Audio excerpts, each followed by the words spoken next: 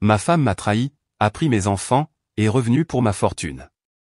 Maintenant, elle est venue pour mes millions, mais j'ai fait un seul mouvement qui a brisé son plan parfait. Je suis un homme de 34 ans, et j'ai besoin de me vider le cœur de cette histoire dingue parce que ces dernières années ont été comme quelque chose sorti d'un mauvais drame Netflix, sauf que c'est réellement arrivé. Il m'a fallu un certain temps pour être prêt à écrire tout cela, mais voilà.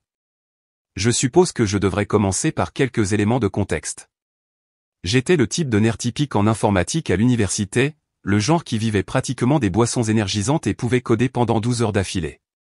J'ai obtenu mon diplôme d'une bonne université d'État, pas le MIT ou quoi que ce soit de sophistiqué, juste une université normale dans le Nord-Est. Juste après l'obtention de mon diplôme, j'ai décroché un emploi dans cette petite start-up technologique qui essayait de développer des logiciels de sécurité cloud. Je ne vais pas donner trop de détails parce que je ne veux pas me doxer, mais disons simplement que c'était une de ces start-up typiques de 5 gars dans un style WeWork.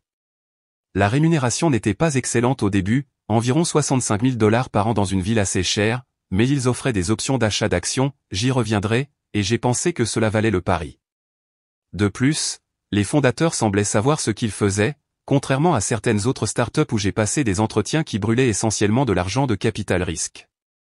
C'est là que j'ai rencontré Ami, pas son vrai nom, évidemment. C'était la rencontre la plus cliché qui soit. J'étais dans ce café local près de notre bureau, fonctionnant avec environ 2 heures de sommeil parce que nous avions un gros déploiement la nuit précédente. J'ai renversé mon café sur son MacBook. Je me suis senti comme un idiot, mais elle a été étonnamment cool à ce sujet. J'ai fini par lui en acheter un nouveau, en dépassant le plafond de ma carte de crédit, mais ça en valait la peine, lol. D'une manière ou d'une autre, cela s'est transformé en verre, puis en rencontre. Ami travaillait comme hygiéniste dentaire à l'époque. Super intelligente, drôle, définitivement hors de ma ligue côté apparence. Nous avons tout simplement accroché, vous savez? Elle semblait réellement intéressée quand je radotais sur des trucs de codage, et j'adorais entendre ces histoires absolument folles sur des patients cauchemardesques au cabinet dentaire. Nous nous sommes mariés après 2 ans de fréquentation. Rien de sophistiqué, juste une petite cérémonie dans le jardin de ses parents. Nous avons utilisé la plupart de nos économies pour verser un acompte sur une petite maison de départ en banlieue. Les trajets étaient pénibles, environ 45 minutes dans chaque sens, mais les écoles étaient bonnes et nous pensions à l'avenir. Les enfants sont arrivés assez vite après ça. Lily est née en 2016 et Max a suivi en 2019. Je ne vais pas mentir, ces premières années ont été difficiles, essayer de concilier un emploi en start-up avec les tétés de minuit et les changements de couches. Il y a eu des jours où j'ai littéralement oublié si je m'étais douché ou non. Mais Ami était incroyable avec les enfants. Elle a réduit son temps de travail au cabinet dentaire pour pouvoir être plus à la maison, et nous nous en sommes sortis. La start-up grandissait lentement mais sûrement. Nous sommes passés de 5 gars dans un WeWork à environ 50 personnes dans un vrai bureau. J'ai été promu développeur principal, puis responsable de l'ingénierie. Les options d'achat d'actions continuaient à être acquises. J'avais environ 200 000 actions à 50 cents chacune. Honnêtement, je pensais qu'elles finiraient probablement sans valeur comme la plupart des actions de start-up, mais j'ai pensé que je les garderais juste au cas où. Nous avions une vie plutôt bonne. Bon quartier, bonnes écoles, vacances en famille à Disney tous les 2 ans. Rien de follement cher, mais les enfants adoraient ça. Nous avions aussi des voisins cool, beaucoup de jeunes familles, des fêtes de quartier en été, tout ce rêve de banlieue. Ami s'est lié d'amitié avec toutes les autres mamans, j'allais boire des bières avec certains des papas pendant que nos enfants avaient des rendez-vous de jeu.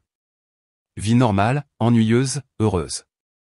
Puis Mike et Jessica ont emménagé à côté en 2021. Mike était ce type de wannabe influenceur de fitness, vous savez, le genre qui poste toujours des vidéos d'entraînement sur Instagram. Son garage était aménagé comme une salle de gym CrossFit.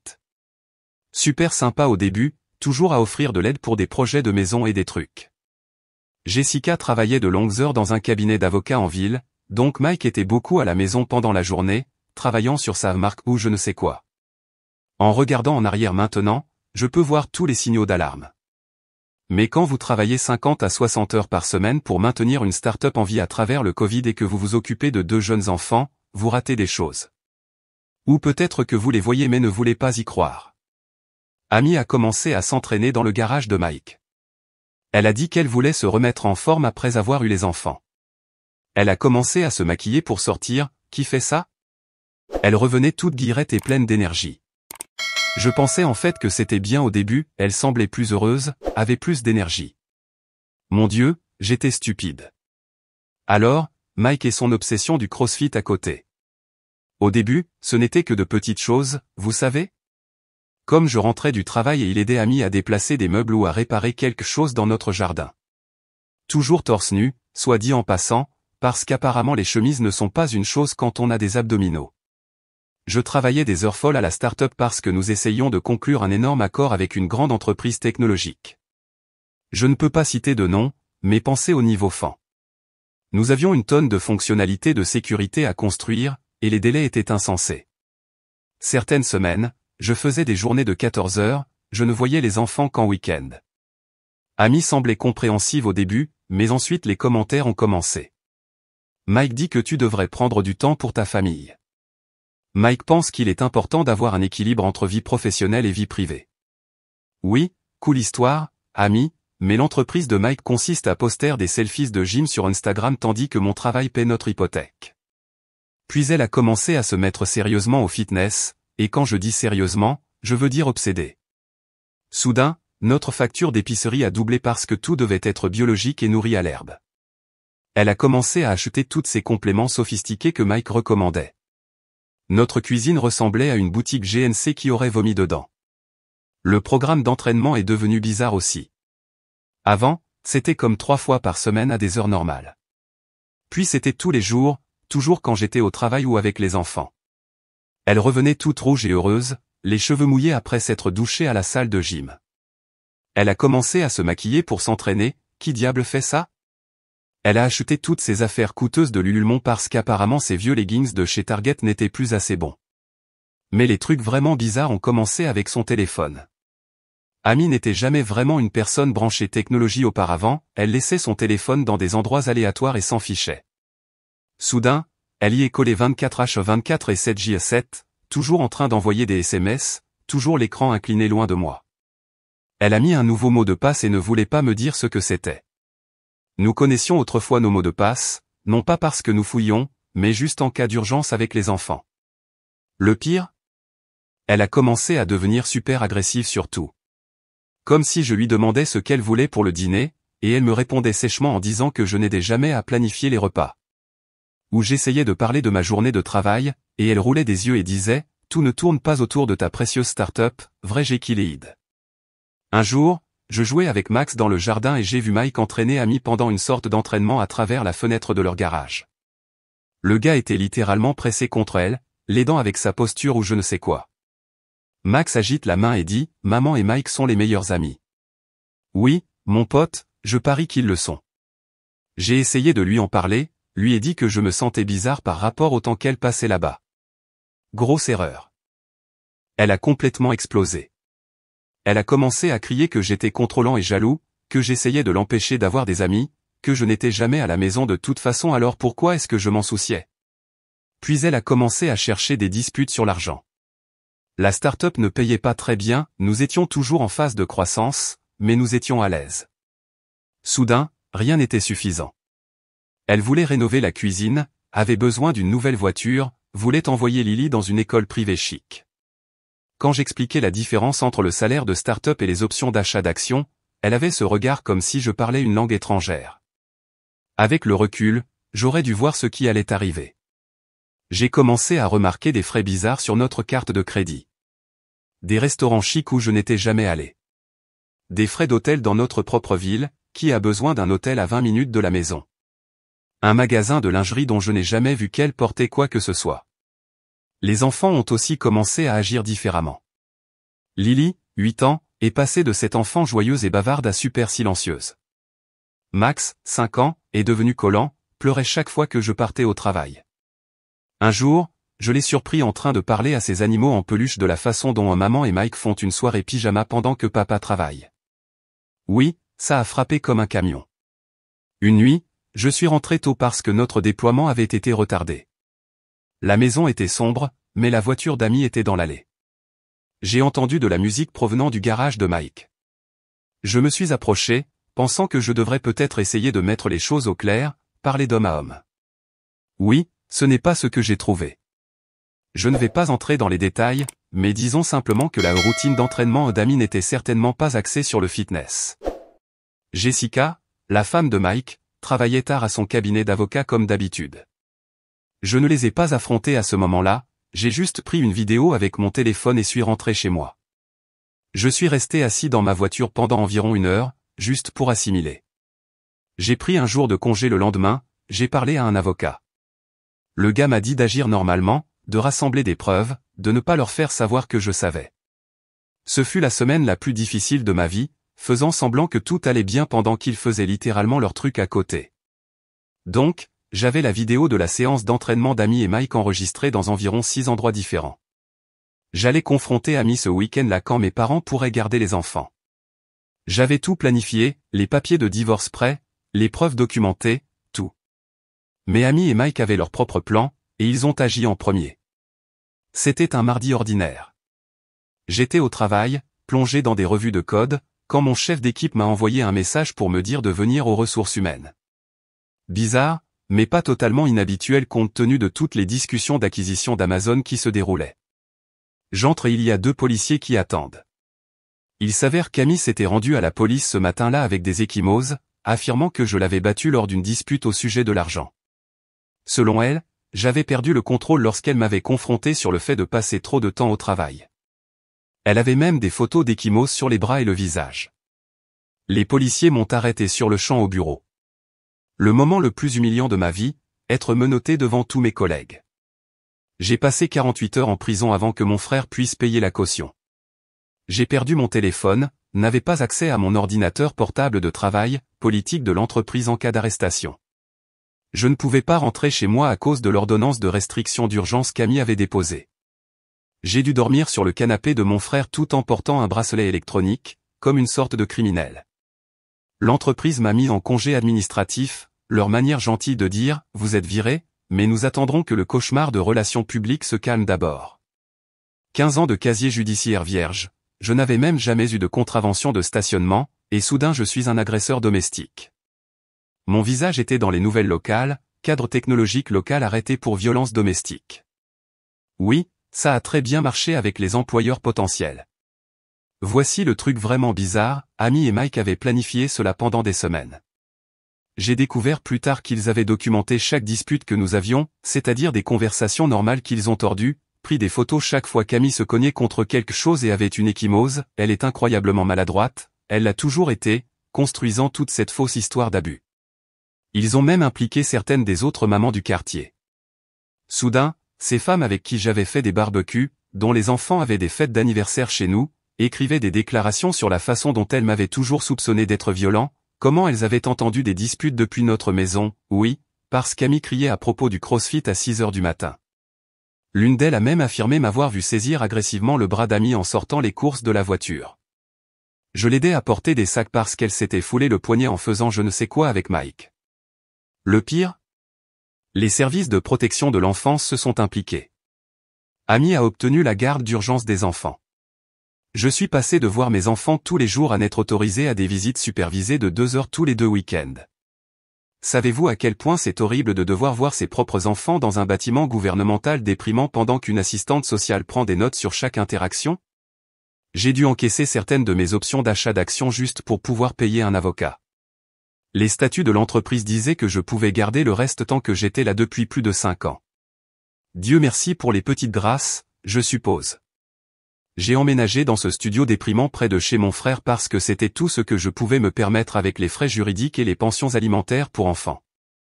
Lily ne me regardait même pas pendant les visites. J'ai découvert qu'Amy lui avait dit que j'étais malade dans la tête et que j'avais besoin de me soigner avant de pouvoir rentrer à la maison. Max pleurait juste et demandait pourquoi je ne les aimais plus. Essayez d'expliquer des allégations de violence domestique à un enfant de 5 ans. En fait, ne le faites pas, car c'est impossible. J'ai aussi perdu la plupart de mes amis. C'est drôle comme les gens disparaissent quand on est accusé de quelque chose comme ça. Les quelques-uns qui sont restés étaient principalement des gars du travail qui avaient vu à quel point j'avais sacrifié pour ma famille. Ils connaissaient la vraie histoire, mais leurs mains étaient liées par les affaires légales en cours. Pendant ce temps, Mike et Amy n'essayaient même plus de se cacher. Il avait quitté sa maison avec Jessica, qui avait apparemment ses propres problèmes à régler une fois qu'elle a tout découvert. Ils postaient des selfies de gym ensemble, allaient au restaurant, agissaient comme s'ils étaient le couple parfait, utilisant ma pension alimentaire pour financer leur petite histoire d'amour. J'ai dû commencer à conduire un Uber le week-end juste pour joindre les deux bouts. Je suis passé de la direction d'équipe d'ingénieurs à la prise en charge d'étudiants ivres à 2 heures du matin. L'ironie. Certains de mes passagers étaient des stagiaires de mon ancienne entreprise. Essayez de garder votre sang-froid quand un jeune de 22 ans parle de l'incroyable projet pour lequel vous avez été viré. Vous vous souvenez de ces options d'achat d'actions que j'ai mentionnées? Celles que j'ai dû en partie encaisser pour payer les avocats? Oui, c'est là que ça devient sauvage. Mais d'abord, laissez-moi vous décrire le fond du gouffre. Je vivais dans ce studio de 37 mètres carrés qui sentait comme si les 50 chats du locataire précédent y avaient fait la fête. Je travaillais 2 emplois, développeur junior dans un enfer d'entreprise pendant la journée, le seul endroit qui voulait bien m'embaucher avec les accusations de violence conjugale en suspens, et chauffeur Uber la nuit. Je mangeais des ramen et des sandwichs au beurre de cacahuètes pour pouvoir payer la pension alimentaire. J'avais encore environ 200 000 actions de mon ancienne entreprise que je ne pouvais pas vendre en raison de périodes de blocage. La start-up se portait bien, pas superbement, mais survivait. Nous avions ce logiciel de sécurité qui aidait les entreprises à gérer leur infrastructure cloud, des trucs technologiques ennuyeux, je sais. Amazon Web Services rodait depuis un moment, mais rien de sérieux. Puis LOG 4J est arrivé. Pour les non-techniciens, imaginez que quelqu'un ait trouvé un moyen d'entrer dans le système informatique de pratiquement toutes les entreprises par un minuscule trou que personne n'avait remarqué. C'est LOG 4J. Notre logiciel se trouvait être très bon pour trouver et réparer ce trou. Au bon endroit, au bon moment. Un mardi quelconque, je prends mon téléphone entre 2 courses Uber et je vois environ 50 appels manqués. La start-up est acquise par AWS. L'action passe de 4 $ à 247 $ par action lors du rachat. J'ai fait le calcul environ 20 fois parce que je pensais halluciner. 200 000 actions multipliées par 247 $ égale 49,4 millions de dollars avant impôt. La première chose que j'ai faite? J'ai vomi. Deuxième chose? J'ai appelé mon avocat. Troisième chose? J'ai vomi à nouveau. Voici où ça devient amusant. La nouvelle de l'acquisition a fait les gros titres locaux, start-up technologique locale acquise par Amazon pour 2,1 milliards de dollars. Mon nom était enfoui quelque part en tant que l'un des premiers employés. Devinez qui lit les nouvelles technologiques locales? L'avocat d'Ami. Dans les 24 heures, je reçois ce courriel d'Ami, le premier depuis l'arrestation. Tout doux et inquiet, comme si nous étions toujours les meilleurs amis du monde. Salut, j'espère que tu vas bien. Je pensais à notre situation. Peut-être devrions-nous parler de ce qui est le mieux pour les enfants. Traduction, j'ai entendu dire que tu es riche maintenant, laisse-moi mettre la main dessus. Je n'ai pas répondu. J'ai pris une capture d'écran, l'ai envoyée à mon avocat, puis suis retourné à mon service Uber. J'avais besoin de garder les apparences normales pendant que tout se finalisait. L'acquisition prendrait 3 mois à se conclure, et je ne voulais pas qu'Ami cause des problèmes avant cela. Mais Ami n'avait pas fini. Le lendemain, Mike est à mon café habituel. Totalement fortuit, n'est-ce pas? Essaie d'agir comme un copain. Salut mec, de l'eau sous les ponts. Nous faisons tous des erreurs. Ami est vraiment désolé pour tout. Oui, désolé de m'avoir accusé de la battre, de m'avoir fait arrêter, d'avoir pris mes enfants et d'avoir ruiné ma réputation. Mais maintenant que je vaux des millions, soyons amis. Un tel changement de cœur pratique. J'ai continué à conduire un Uber jusqu'à la clôture de l'acquisition. Les regards sur le visage des passagers quand ils me reconnaissaient des articles de presse? Inestimable. Vous n'êtes pas ce type qui? Oui. C'est moi. Votre chauffeur Uber millionnaire. Le jour où l'argent est arrivé sur mon compte a été surréaliste. Après impôts et frais, j'ai fini avec environ 28 millions de dollars. Première chose que j'ai faite? J'ai acheté une modeste maison de 3 chambres dans une communauté fermée. Rien de tape à accent grave-l'œil, mais elle avait une bonne sécurité et était dans le district scolaire des enfants. J'ai créé des fonds universitaires pour Lily et Max, 2 millions de dollars chacun en fiducie. Ils ne peuvent pas y toucher avant d'avoir 25 ans. J'ai démarré une petite entreprise de conseil en logiciel, principalement pour rester occupé et avoir une source de revenus légitime qui n'était pas une acquisition surprise d'AWS. J'ai embauché quelques-uns de mes anciens coéquipiers qui étaient restés à mes côtés à travers tout cela. Puis Amy a fait son coup. J'ai reçu des papiers à ma nouvelle maison. Elle voulait la moitié de l'argent de l'acquisition, affirmant que nous étions toujours techniquement mariés lorsque la valeur de l'action a augmenté. Plus les arriérés de pension alimentaire calculés sur ma nouvelle valeur nette, et la garde principale parce qu'évidemment un agresseur violent ne devrait pas avoir des millions à dépenser pour les enfants. L'ironie. Si elle ne m'avait pas piégé, ne m'avait pas fait arrêter et forcé à encaisser certaines actions tôt, elle aurait peut-être eu un argument pour la moitié. Mais il y a cette chose amusante à propos des accusations de violence domestique documentées. Elle est arrivée à ma nouvelle maison un dimanche matin. Je ne l'avais pas vue en personne depuis les audiences du tribunal. Elle avait l'air triste dans cette tenue modeste de chez Target. Un changement par rapport à ses habitudes de Lulu Montpartout. Presque pas de maquillage, les yeux gonflés comme si elle avait pleuré. « Pouvons-nous parler ?» demande-t-elle, comme si nous étions dans un film de Lee Tim. C'est à propos des enfants. C'est toujours à propos des enfants avec elle. C'est drôle comme il n'était pas sa priorité quand elle était occupée à détruire la vie de leur père. Mais je l'ai laissé entrer. J'avais des caméras de sécurité partout et mon téléphone enregistrait dans ma poche. Des problèmes de confiance? Non, juste de l'expérience. Elle s'est assise dans mon salon, pleurant sur la façon dont Mike l'avait manipulée. Apparemment, il l'avait convaincue que je la trompais, projection, n'est-ce pas? A dit que j'allais la laisser sans un sou et prendre les enfants, ça vient de l'homme qui m'a littéralement aidé à me faire accuser d'abus. Il était si contrôlant, sanglota-t-elle. Il m'a obligé à porter plainte. J'avais peur et j'étais confuse. Bien sûr, Amy. Ces échymoses sont juste apparus comme par magie, et ces déclarations de témoins se sont écrites toutes seules. Puis vient le vrai coup de grâce. Je sais que j'ai fait des erreurs, mais je suis toujours légalement ta femme. La valeur de l'action a augmenté pendant que nous étions mariés. Je mérite la moitié, pour les enfants, bon sang. Cette femme m'a fait arrêter, a pris mes enfants, a failli ruiner ma carrière, et maintenant elle veut la moitié de mon argent. L'audace est réellement impressionnante. Les enfants te manquent, continue-t-elle, observant ma réaction. Nous pourrions redevenir une famille. Prendre un nouveau départ. Oui, parce que rien ne dit un nouveau départ comme de fausses accusations de violence domestique. Elle a clairement répété ce discours. A parlé de la façon dont elle était allée en thérapie, j'en doute, de la façon dont elle avait réalisé ses erreurs, bien sûr, de la façon dont Mike avait été le véritable agresseur, ironique. Elle a même évoqué notre premier rendez-vous dans ce café, comme si le chemin de la mémoire allait me faire oublier tout le reste. Pendant qu'elle parlait, mon téléphone explosait. Il s'avère qu'elle avait dit à son avocat qu'elle tentait une réconciliation, essayant d'établir un récit sur le fait que nous arrangions les choses lorsque l'argent est tombé. Puis elle a commencé les larmes sur la difficulté de la situation. Vivre dans un petit appartement, le karma est une salope, travailler des heures supplémentaires au cabinet dentaire, au nom du vrai travail. Peine à payer les activités des enfants. Peut-être arrêter d'acheter des leggings à 2 cents $. Je n'ai jamais voulu tout cela, dit-elle.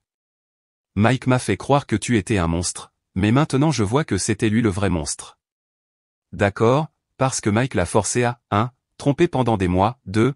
Planifier des accusations d'abus élaborés, 3. Me faire arrêter au travail, 4. Prendre mes enfants, 5. Dépenser ma pension alimentaire en équipement de gym, 6. Mentir à tous ceux que nous connaissions.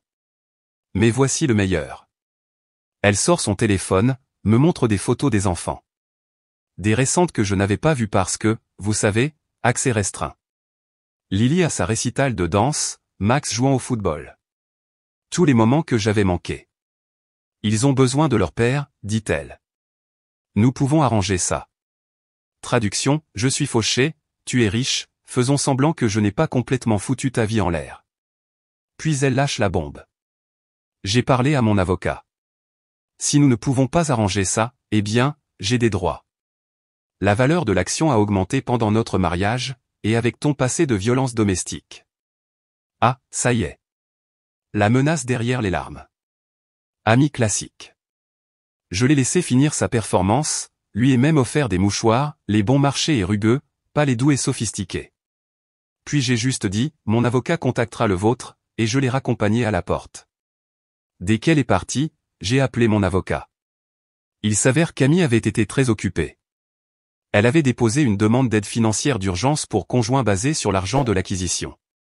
Elle avait essayé de modifier l'accord de garde, affirmant que ma nouvelle richesse faisait de moi un risque de fuite.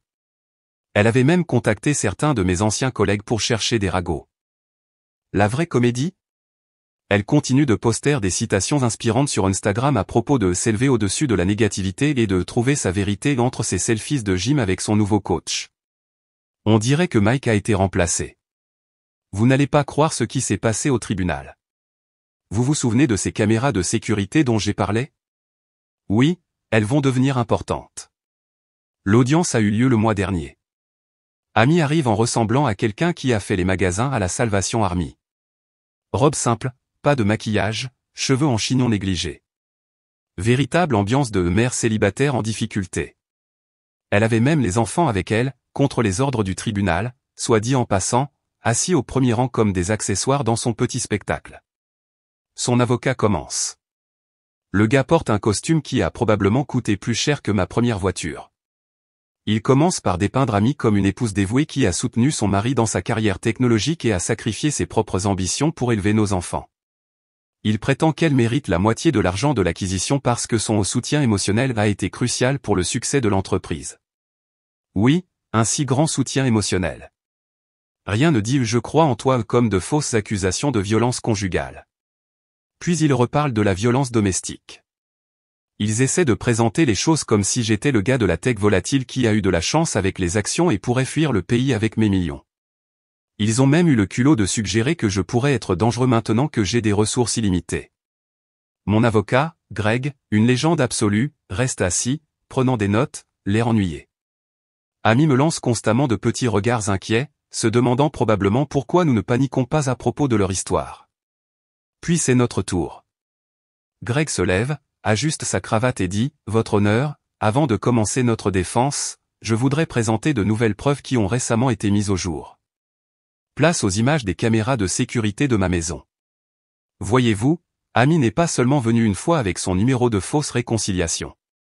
Elle venait presque tous les jours quand j'étais à mon bureau, essayant d'entrer. Et devinez qui était avec elle la moitié du temps. Mike. Les caméras les ont surpris en train de tout planifier. Amy et Mike assis dans sa voiture devant ma maison, répétant littéralement son discours émotionnel. On les a vus planter de fausses preuves dans ma boîte aux lettres, des lettres qu'elle s'était écrites à elle-même sur sa peur de moi, datées d'avant les accusations de violence conjugale. On les a même surpris en train de rire de la facilité avec laquelle il serait de prendre la moitié de mon argent. Mais attendez, il y a plus. Vous vous souvenez de ces ecchymoses qu'elle a utilisées pour m'accuser? Il s'avère que ma sonnette Ring a capturé elle et Mike en train de les mettre en scène aussi. La vidéo des voisins les montre utilisant du maquillage pour créer de fausses ecchymoses, prendre des photos, et même pratiquer son visage de femme effrayée. Le visage de la juge pendant tout cela? Inestimable. Amy avait l'air d'être sur le point de vomir. Mike, qui avait été assigné à comparaître, n'arrêtait pas d'essayer de partir, mais l'huissier l'a forcé à rester. Puis Greg lâche la bombe nucléaire. Il s'avère qu'Amy et Mike avaient essayé de monter des escroqueries similaires avec d'autres personnes. Ils ont trouvé 2 autres hommes dans différentes villes, tous 2 des travailleurs technologiques prospères, tous 2 faussement accusés d'abus, tous 2 s'étaient fait dépouiller dans des règlements de divorce arrangés. Amy et Mike maîtrisaient leur arnaque à la perfection. La vraie championne? Jessica, l'ex-femme de Mike. Elle est avocate elle-même et avait monté un dossier contre eux pendant des mois. Elle est venue au tribunal avec tout un dossier de preuves, SMS, courriels, relevés bancaires montrant comment ils avaient partagé l'argent de leurs précédentes arnaques. Quand Greg a terminé, l'avocat d'Amy avait l'air de vouloir se cacher sous la table. Il a commencé à faire marche arrière si vite que j'ai cru qu'il allait tomber. Votre honneur, ma cliente a peut-être été confuse quant à certains événements. La juge n'a rien voulu entendre. Elle a suspendu l'audience. Est revenue 1 heure plus tard l'air furieuse. Elle a rejeté la demande d'Amy pour l'argent de l'action, lui a ordonné de payer mes frais de justice et a renvoyé l'ensemble de l'affaire au procureur pour d'éventuelles accusations de fraude. Mais le meilleur? La modification de la garde. La juge a jeté un coup d'œil à ces vidéos d'Amy et Mike complotant pour m'escroquer et a ordonné une évaluation de garde d'urgence. Les enfants sont avec moi maintenant pendant qu'Amy fait l'objet d'une enquête pour parjure et fraude. Oh, et Mike? Le gars a essayé de s'enfuir dès la fin de l'audience. Il a littéralement sprinté vers le parking. A été rattrapé par le nouveau petit ami de Jessica, qui se trouve être un policier. Parler de karma. Dernière mise à jour. Beaucoup de choses se sont passées depuis l'affrontement au tribunal il y a 3 mois. Tout d'abord, Amy et Mike ont été arrêtés. Il s'avère que le fait de monter plusieurs escroqueries frauduleuses à travers les frontières des États relève du territoire fédéral. Le FBI monte un dossier contre eux depuis des semaines. Ils ont trouvé 3 autres victimes en plus de moi, tous des gars de la tech, tous frappés par de fausses accusations de violence conjugale, tous ont tout perdu dans des divorces truqués. Amy et Mike avaient leur arnaque bien rodée. Les enfants sont à temps plein avec moi maintenant. Je ne vais pas mentir, ça a été difficile. 2 enfants traumatisés plus un père apprenant à être un parent à temps plein équivalent à un chaos sérieux. La première semaine, j'ai brûlé le dîner 3 fois, envoyé Lily à l'école avec des chaussures dépareillées et complètement oublié la journée de show and tell de Max. Mais nous nous en sortons. J'ai embauché une psychologue pour enfants spécialisée dans les cas d'aliénation parentale. Le docteur Sarah, je ne partage pas son nom complet, est incroyable avec les enfants. Lily a enfin parlé de la façon dont Amy et Mike l'ont coaché pour dire qu'elle avait peur de moi. On avait dit à Max que je ne voulais plus les voir parce que j'aimais l'argent plus qu'eux, qui fait ça à ses propres enfants? L'histoire de la maison s'est mieux passée que prévu. Nous avons déménagé dans un bon quartier avec de bonnes écoles, mais rien de tape à accent grave-l'œil. J'ai aménagé une salle de jeu pour Max, les enfants sont obsédés par Minecraft, et laissé Lily décorer sa propre chambre, actuellement très rose. Système de sécurité qui rendrait Fort Knox jaloux, mais ça les aide à se sentir en sécurité. J'ai commencé à travailler à domicile à temps plein. Mon entreprise de conseil se porte bien, mais les enfants passent en premier maintenant. J'ai une solide équipe qui gère la plupart des projets pendant que je me concentre sur mon rôle de père. C'est drôle comme la vie fonctionne. J'ai passé des années à courir après le succès dans la tech, et maintenant ma plus grande réussite est de faire rire Max avec mes blagues de papa nul. Amy risque 15 à 20 ans pour fraude, parjure et d'autres chefs d'accusation que je ne comprends pas entièrement. Son avocat a essayé de négocier un accord, mais les fédéraux ne plaisantent pas. Il s'avère qu'ils n'aiment vraiment pas les systèmes de fraude organisés ciblant les travailleurs technologiques, qui l'auraient cru? Mike a dénoncé Amy dès que les choses sont devenues sérieuses. Le gars a littéralement pleuré en garde à vue du FBI, a affirmé qu'elle était le cerveau, probablement vrai, et qu'il n'était qu'une victime de sa manipulation, définitivement bidon. Il risque toujours au moins 10 ans. Jessica, l'ex de Mike, a été étonnamment géniale dans tout cela. Elle aide les fédéraux à monter leur dossier et a été formidable avec les enfants. Ils se souviennent d'elle de l'époque où nous étions voisins. Elle vient parfois faire des cookies avec eux. Pas de drame, juste une vraie sollicitude pour 2 enfants qui ont vécu l'enfer. Les questions d'argent se sont réglées. J'ai mis en place des fiducies appropriées pour les enfants, investi dans des choses ennuyeuses mais stables que mon conseiller financier m'a recommandé, et j'ai lancé une fondation pour aider les pères qui luttent contre de fausses accusations de violence conjugale. La fondation a déjà aidé 3 pères à récupérer leurs enfants. Les rencontres? Non, ce n'est pas à l'ordre du jour pour l'instant. Outre les problèmes de confiance, je ne vais pas introduire de nouvelles personnes dans la vie de mes enfants tant qu'ils ne seront pas prêts.